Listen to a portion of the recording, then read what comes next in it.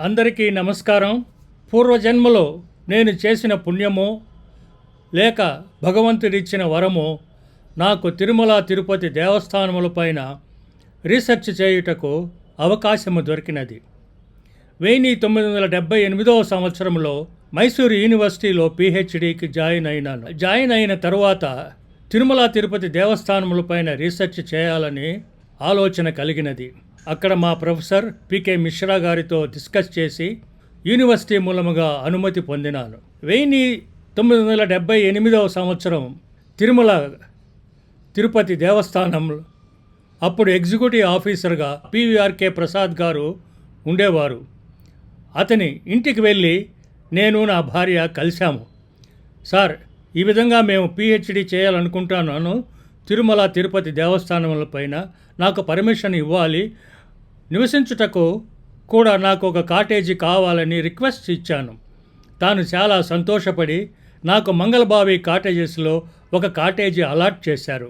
ఆ మహాభావుడు ఇచ్చిన ఆ కాటేజీలో 2 సంవత్సరాలు తిరుమల కొండపైన మా భార్య సమేతంగా నేను నివసించి రీసెర్చ్ చేశాను. ఆ రీసెర్చ్ మూలాలు నేను మీకందరికీ చెప్పాలని ఆశపడుచున్నాను. 2 పుస్తకాలు రాశాను. ఒకటి the secret complex of Tirumala Tirupati structure and change. రెండవ book growth and Tirumala Tirupati as a dimension of Indian civilisation. నా పిహెచ్డి ఆధారంగా అప్పుడు ముఖ్యమంత్రి నందమూరి తారక రామారావు గారికి తిరుమల ఎలా బాలాజీ క్షేత్రంగా తీర్చిదిద్దాలని రిపోర్టు కూడా ఇచ్చాను. అతను ఎంతో సంతోషపడి ఆ రిపోర్టును యాక్సెప్ట్ చేసి దానిపైన రిపోర్టు పైన ఇచ్చిన నా అనుభవాలను తాను ఇంప్లిమెంట్ చేశారు. అవి ఎన్ని తరువాత డిస్కస్ చేద్దాము. ఎలా వెటికాన్ సిటీ లాగా నా ప్రపోజల్ ఇచ్చాను, తాను ఎంతవరకు తాన్ని ఇంప్లిమెంట్ చేశాడనే అంశాన్ని తరువాత డిస్కస్ చేద్దాం. ఇప్పుడు మొట్టమొదటి ఎపిసోడ్లో నేను మీతో మాట్లాడబోయేది భూమి ఏ విధంగా ఏర్పడినది, భూమి నుంచి మానవుడు ఎలా ఉత్పత్తి అయ్యాడు, ఎక్కడ ఉత్పత్తి అయ్యాడు, ఎక్కడి నుంచి ఎక్కడి వరకు ప్రయాణించి మన తిరుమల తిరుపతి కొండలపైకి వచ్చాడు అనే అంశంపై ప్రథమంగా డిస్కస్ చేద్దాం. Now we're going to discuss on the evolution of man, migration of man from Africa to India and who are those people అనే అంశాన్ని క్షుణ్ణంగా పరిశీలిద్దాం. భూమి ఏర్పాటయ్యే కథ సుమారు 4.6 బిలియన్ సంవత్సరముల క్రిత సౌర మేఘం నుండి ప్రారంభమైనది. సూర్యుడి మధ్యన ఏర్పడిన మేఘం కూలి చక్రాకారంగా మారింది. ఈ చక్రాకారంలోని పదార్థాలు చల్లబడుతూ చిన్న ఘన భాగాలుగా ఏర్పడ్డాయి. ఇవి కలిసి పెద్ద ప్లానెట్స్గా మారాయి. సుమారు 4.5 బిలియన్ సంవత్సరాల క్రితం ఈ ప్లానెట్స్ని ప్రోటో ప్లానెట్గా మారి భూమిగా పరిగణించాయి. గ్రావిటేషన్, కంప్రెషన్ మరియు రేడియో యాక్టివిటీ డీకే వలన ఉత్పత్తి అయిన వేడి కారణంగా భూమి ఏర్పడింది. తో పంచుకునే చివర సాధారణ పురావస్తు ప్రాచీనత వరకు ట్రేస్ చేయవచ్చు. సుమారు 7 నుండి 10 మిలియన్ సంవత్సరాల క్రితం ఆఫ్రికాలోని అటవీప్రాయు సావానా ప్రాంతాలలో మానవులు మరియు మన సమీప బంధువులైన చింపాంజీలు మరియు గొరిల్లాలు మధ్య పెరుగుదల ప్రారంభమైనది. ఈ ప్రారంభం పేరు హోమోనిసిస్ అభివృద్ధి చెందే స్థితిని సృష్టించింది. తదుపరి 1 మిలియన్ సంవత్సరాల్లో హోమో ఎరెక్టస్ వంటి జంతువులతో అభివృద్ధి క్రమం కొనసాగింది. ఇది మరింత సంక్షిప్తమైన పరికరాలను వినియోగం, అగ్ని నియంత్రణ మరియు ముఖ్యంగా పెరిగిన మెదడు పరిణామాన్ని చూపించింది. హోమో ఎరెక్టస్ ఆధునిక మానవుల వైపు ఒక కీలకమైన అభివృద్ధి దశను సూచిస్తూ మరియు ఆఫ్రికా నుండి ఆసియా మరియు యూరోప్ వైపుకు వ్యాప్తి చెందింది. పేలియోలిథిక్ కాలం లేదా పాతరాయి కాలం సుమారు 2.5 మిలియన్ల నుండి సాధారణ రాయి పరికరాలను వేట మరియు సేకరణ ఉపయోగించడం ద్వారా గుర్తించబడింది. ప్రారంభ మానవులు జనచలనం కలిగిన వేటకారులు మరియు సేకకర్రులుగా జీవించారు. ప్రాథమిక కళయు సామాజిక నిర్మాణాలను అభివృద్ధి చేశారు. మధ్యరాయి కాలం సుమారు 10,000 నుండి 5,000 సంవత్సరాల ముందు చివరి ఐస్ యుగం ముగిసిన తరువాత మొదలైంది. ఈ కాలంలో పరికర సాంకేతికాలతో మైక్రోలిత్ సహాయ పురోగతి జరిగింది మరియు వేట మరియు సేకరణ నుండి మరింత స్థిరమైన జీవన శైలికి కదలటం జరిగింది. ఈ కాలంలో వ్యవసాయము మరియు ఇంటి మేకరితనం యొక్క ప్రారంభము అభివృద్ధులు చెందాయి. Spencer Wells research on the journey of man మూలాలుగా ఆధారంగా తీసుకొని మాట్లాడుచున్నాను. మనుషులు ఆఫ్రికా నుండి దక్షిణ దేశం వరకు ఎలా వలసపోయారో వివరంగా చూద్దాం. ఈ ప్రక్రియ ప్రాథమిక వలస సుమారు 2-3 లక్షల సంవత్సరాల క్రితం మానవ ప్రగతికి సంబంధించి మొదటి చిహ్నాలు ఆఫ్రికాలో కనిపించాయి. హోమో సాపియన్స్ అనే మానిషి జాతి ఆఫ్రికాలో జన్మించింది. ఈ కాలంలో ప్రాథమిక మానవులు ఆఫ్రికా నుండి మొదటి వలసలు సుమారు 1.8 లక్షల సంవత్సరాల క్రితం ప్రారంభమయ్యాయి. ఈ వలసలో హోమో ఎరెక్టస్ అనే వర్గం కీలక పాత్ర పోషించింది. వారు ఆఫ్రికా నుండి వలస సాయుధ ఆసియా మరియు మిడిల్ ఈస్ట్ ద్వారా ఆసియా ప్రవేశం సుమారు 1.5 లక్షల క్రితం జరిగింది. హోమో ఎరెక్టస్ నుండి హోమో సాపియన్స్కు అభివృద్ధి జరిగింది. ఈ కాలంలో వారు మిడిల్ ఈస్ట్ నుండి పాకిస్తాన్, ఇరాన్ మరియు అప్పటి కాలంలో ఉన్న ఇతర ప్రాంతాలకు చేరుకున్నారు. సుమారు 1 లక్ష సంవత్సరాల క్రితం హోమో సాపియన్స్ అనేవారు దక్షిణ భారతదేశం అంటే ఇప్పటి తమిళనాడు, కర్ణాటక, ఆంధ్ర రాష్ట్రాలలో ప్రవేశించారు. ఈ సమయంలో వారు ఇక్కడ వాతావరణము మరియు భూమి గుణాలు సర్దుబాటు చేసుకోగలిగారు. ఇవి భారతదేశంలో ముఖ్యమైన పరిణామాలను తీసుకొచ్చాయి.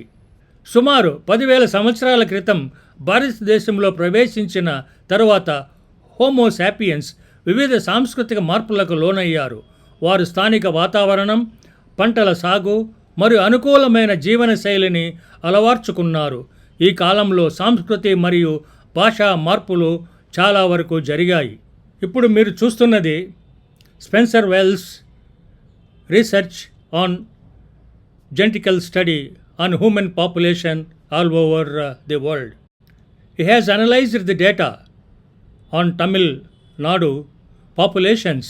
He find out that one of the group, that is color group, having similar genetical identity with the Bushmen of Africa. ఇక్కడ చూడండి, తన ల్యాబ్లో అనాలిసిస్ చేసి తను ఎలా కన్క్లూజన్స్ చేశారో మీరు తెలుసుకోవచ్చు. ఇప్పుడు మీరు చూసే వీళ్ళే కలర్ గ్రూప్స్ సంబంధించిన వారు. ఒకప్పుడు వీరికి కలర్ గ్రూప్ అని కానీ వేరే పేర్లు లేవు. అంతా ఆదివాసీలుగా ఉండేవారు.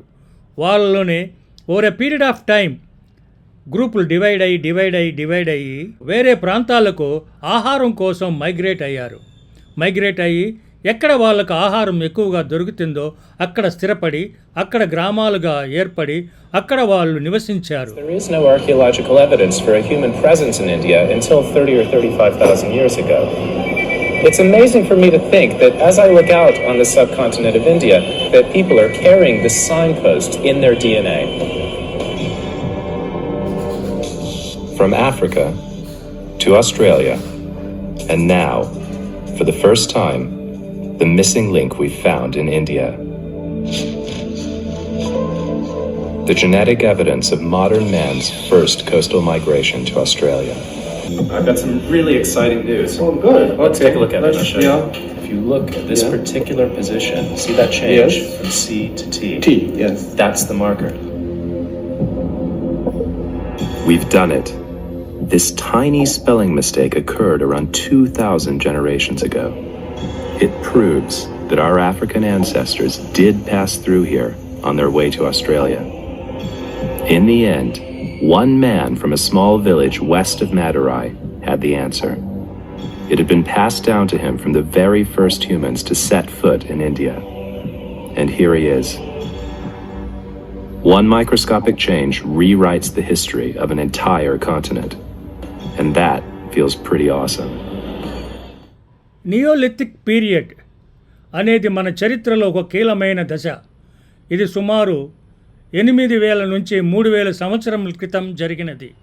ప్రాచీన భారతదేశంలో మరియు ఇతర ప్రాంతాలలో జరిగింది. నియోలిథిక్ కాలం మిసోలిథిక్కి మధ్యకాలంలో జరిగిన కాలాన్ని చాలా మార్పులు తెచ్చింది. నియోలిథిక్ కాలంలో వ్యవసాయం ఒక ప్రధానమైన అభివృద్ధి. పంటలు సాగించటం, పంటల సాగు మొదలైంది. ఈ కాలంలో వ్యవసాయం, ఆహారం నిల్వ చేయడం మరియు పశువుల పెంపకం కూడా నియోలిథిక్ కాలంలో ప్రాముఖ్యతను పొందింది. ఈ కాలంలో పశువుల పెంపకం వ్యవసాయంతో పాటు సమాజం యొక్క ఆర్థిక వ్యవస్థను స్థాపించడంలో సహాయపడింది. నియోలిథిక్ కాలంలో సమాజాలు స్థిరంగా నివసించడం ప్రారంభమయ్యాయి. ఇది గ్రామాల రూపంలో ఏర్పడింది. ఇది పెరుగుతున్న జనసంఖ్యను మరియు వ్యవసాయంపై ఆధారపడటాన్ని సూచిస్తుంది. ఈ కాలంలో సురక్షితమైన నివాసాలు నిర్మించడం ప్రారంభమైనది. స్పెన్సర్ వెల్స్ రీసెర్చ్ మూలంగా మనం తెలుసుకునేది ఏమంటే, first origin of man came into existence in Tamil Nadu, that is in Eastern Ghats. Their name is Kallars, is called as Paramalai Kallars. ఈ Paramalai Kallars over a period of time, over 10,000 years before, they have divided and migrated to different places. We can say the same color population, so-called color population, has divided and migrated to entire South India. One of the sections of colors is Kurumbas. These Kurumbas inhabited 10,000 years before in Tirumala Hills. We have the evidences that we will be discussing in the next episode. Now let us look hypothetically how we can analyze genetically about their existence in South India, especially in Western and Eastern Ghats. DNA analysis ఆధారంగా బుష్మ్యానులు మరియు ఆదివాసీలు నివసించు south ఇండియాలో genetic లక్షణాలు కొన్ని సాదృశ్యాలు కలిగి ఉంటాయి. ఈ సాదృశ్యాలు ఏకకాలంలో మరియు ఒకే వర్గానికి చెందిన జాతుల మధ్య సంభావిత సంబంధాలను సూచిస్తాయి. వై క్రోమోజోమ్స్పై ఆధారిత జన్యు సంప్రదాయాలు ఈ జాతుల మధ్య పురాతన అనుబంధాన్ని సూచించవచ్చు. డిఎన్ఏ టెస్టులు కూడా ఈ జాతుల మధ్య సాదృశ్యాలు ఉండాయని చెప్పగలుగుతాయి. కానీ మనము ఇంతవరకు అన్ని ఆదివాసీలలో చేయలేదు. కొన్ని ఆదివాసీలలో డిఎన్ఏ టెస్టులు ఫిజికల్ ఆంథ్రోపాలజీ వాళ్ళు చేసి ఉన్నారు. మైటోకాండ్రియల్ డిఎన్ఏ తల్లి పారంపర్యంగా ఉండడం వల్ల మాతృక మూలాలను సూచిస్తుంది. So we can say that the existence of man came into existence in before neolithic period. That is 10,000 years before, in first time in the Eastern Ghats, that is now we call as colors. The colors over a period of time divided into several Adivasis and migrated different places and settled in different places over southern India. They are also called as a Dravidian population. Most of the tribes inhabiting in South India are belong to Dravidians. These people have genetical identity, genetical markers with the African tribes. ఇప్పుడు మీకు భూమి ఎలా పుట్టింది, మానవుడి migration ఎలా వచ్చింది, Africa నుంచి, middle east నుంచి సౌత్ ఏషియాకి అండ్ ఏషియాకి అండ్ ఇండియాకి, దక్షిణ భారతదేశానికి అండ్ తిరుమల హిల్స్కి ఎలా మానవుడు వచ్చాడనేది ఇప్పుడు మనకు కొంతవరకు తెలుసుకున్నాము. దీంట్లో నేను ఏదైనా చేసిన తప్పులుంటే అందరినీ క్షమించవలసినదిగా కోరుచున్నాను. Next episode we will be discussing about the existence of Kurubas tribes in Tirumala Hills and their worship Lord Venkateshwara. కొన్ని రీసెర్చ్ మూలాల మూలంగా మనం డిస్కస్ చేయబోతాము. Thank you for hearing this episode. Thank you very much.